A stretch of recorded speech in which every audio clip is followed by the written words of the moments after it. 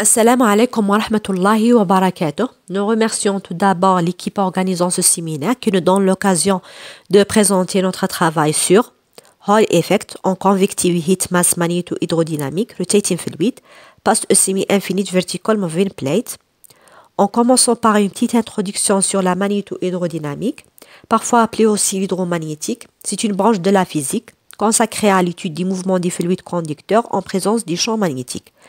Elle s'applique aux gaz ionisés, c'est-à-dire les plasmas, depuis les années 1930 à travers l'étude des problèmes astrophysiques. Et à partir des années 50, plusieurs recherches théoriques et expérimentales ont été effectuées dans le but de développer les applications industrielles de la magnéto-hydrodynamique aux gaz ionisés. Actuellement, les seuls développements industriels importants, on trouve le confinement magnétique des plasmas dans les recherches sur la fusion contrôlée, la conversion d'énergie, comme les générateurs magnéto-hydrodynamiques pour améliorer le rendement des centrales thermiques, les moteurs propulseurs, les souffleries hypersoniques, ainsi que le contrôle de la couche limite dans l'aéronautique et l'aérodynamique, et quelques processus de séchage.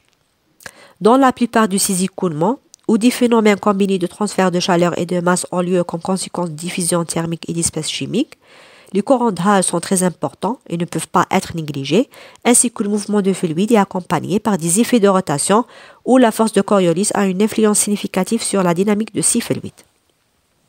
C'est pour ça qu'on propose d'étudier l'effet d'un fort champ magnétique sur la convection stable induite par effet Hall lors de transferts thermiques et massiques combinés autour d'une plaque verticale semi-infinie se déplaçant avec une vitesse constante dans un courant de gaz ionisé en rotation où la force de Coriolis est présente.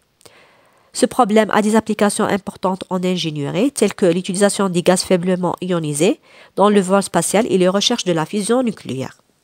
Pour cela, on propose le modèle physique constitué d'une plaque verticale semi-infinie se déplace avec une vitesse constante U1 dans un courant de gaz ionisé de vitesse uniforme U2 et en même temps qui se tourne autour l'axe des Y avec une vitesse angulaire constante. Un fort champ magnétique externe et uniforme avec une densité constante est appliqué perpendiculairement à la plaque. On note que la température et la concentration de parois sont différentes aux celles de courant libre. Et afin de simplifier la formulation de modèles mathématiques, nous allons considérer quelques approximations où on suppose que le gaz ionisé utilisé est visqueux et incompressible, on suppose que la plaque est électriquement non conductrice, une grande fréquence de collision électron-atome afin d'assurer que l'effet Hall ne puisse pas être négligé, un petit nombre de Reynolds magnétiques de sorte que le champ magnétique induit est négligeable devant celui qui est imposé, on néglige tous les glissements à la paroi et d'ions, on néglige la pression thermoélectrique et les dissipations visqueuses et électriques, on néglige la variation de quantité d'écoulement et de transfert de chaleur dans la direction Z pour avoir un écoulement de 10 dimensions. Et pour la modélisation, on a utilisé les équations classiques de la magnéto-hydrodynamique basées sur les équations de l'hydrodynamique, les équations de Maxwell et la loi d'Ohm généralisée. Dans l'équation de mouvement, le gaz ionisé rotatif se met aux forces de pression, de viscosité, aux forces de convection naturelle et forces électromagnétiques de Lorentz.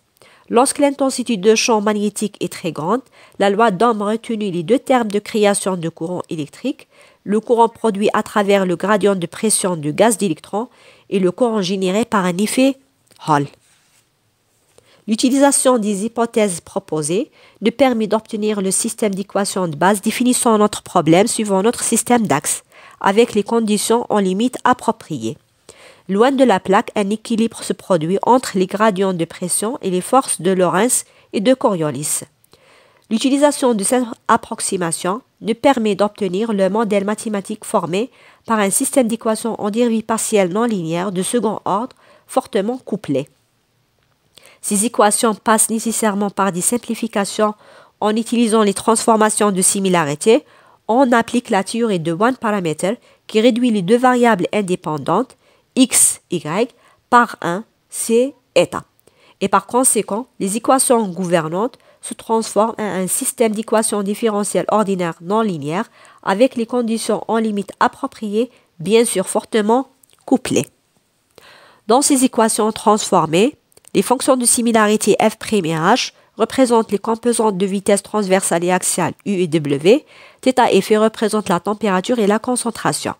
quelques groupes adimensionnels apparaissent comme le paramètre magnétique grand M, le paramètre de Hall petit m, le paramètre de la vitesse de paroi lambda et le paramètre de la force de Coriolis C. Et puisque notre but était d'étudier le transfert de chaleur et de masse, on a déterminé aussi les taux de transfert exprimés par les nombres de Nusselt et Sherwood et qui sont simplifiés aussi par la méthode de similarité. Toutes les équations de similarité couplées avec leurs conditions en limite sont incluses dans un script MATLAB. Les résultats s'effectuent via la méthode de différence finie, c'est la méthode de Lensch-Kata d'ordre 4. Les résultats sont développés selon les besoins pour donner un aperçu général sur les champs de vitesse, de température et de concentration, ainsi qu'une description quantitative des transferts thermiques et massiques impliqués. Pour les résultats, en commençant par l'influence de paramètres magnétiques sur les profils de vitesse, de température et de concentration, sont conformes aux résultats de la convection naturelle, où les profils de vitesse atteignent un maximum près de la plaque et convergent loin de cette dernière, qui confirme que la force magnétique a un faible effet dans le régime loin de champ. De plus, l'augmentation de ce dernier tend à réduire les vitesses transversales et axiales, sauf la vitesse axiale qu'elle augmente légèrement juste au voisinage de la plaque. La réduction de vitesse s'explique par le fait que l'effet essentiel de champ magnétique est d'exercer une force électromagnétique, c'est la force de Lorentz, qui s'oppose au mouvement de fluide et par conséquent, elle réduit la vitesse et elle réduit aussi l'intensité de la convection, résultant à un transfert de chaleur et de masse moins important dans l'écoulement, et cela apparaît dans l'augmentation de température et de concentration de fluide. Pour l'influence de paramètres de Hall, l'augmentation de ce dernier diminue la vitesse transversale et augmente la vitesse axiale. Par contre, les profils de température et de concentration ne sont pas influencés par l'augmentation de ce dernier et par conséquent, les mouvements convectifs dans le fluide ne sont pas affectés aussi par ce dernier. Par contre, le paramètre de la vitesse de paroi affecte considérablement ces profils où il inverse les profils de vitesse et cause la diminution de la vitesse transversale ainsi que la vitesse axiale pour état supérieur à environ 0,5. Cette réduction de vitesse cause la diminution du mouvement de l'écoulement et par conséquent la diminution du mouvement convectif et cela apparaît dans l'augmentation de température et de concentration de fluide. La même chose, la force de Coriolis a un effet très important sur la vitesse où elle réduit les vitesses transversales et axiales. Ceci est montré physiquement, c'est-à-dire physiquement la force de Coriolis réduit automatiquement les mouvements dans le fluide et par conséquent on remarque une augmentation de la température et de la concentration. Alors, la diminution du transfert convectif de chaleur et de masse sont confirmées en calculant les nombres locaux de Nusselt et de Sherwood qui sont réduits avec l'augmentation de m lambda xc comme il est montré dans ce tableau.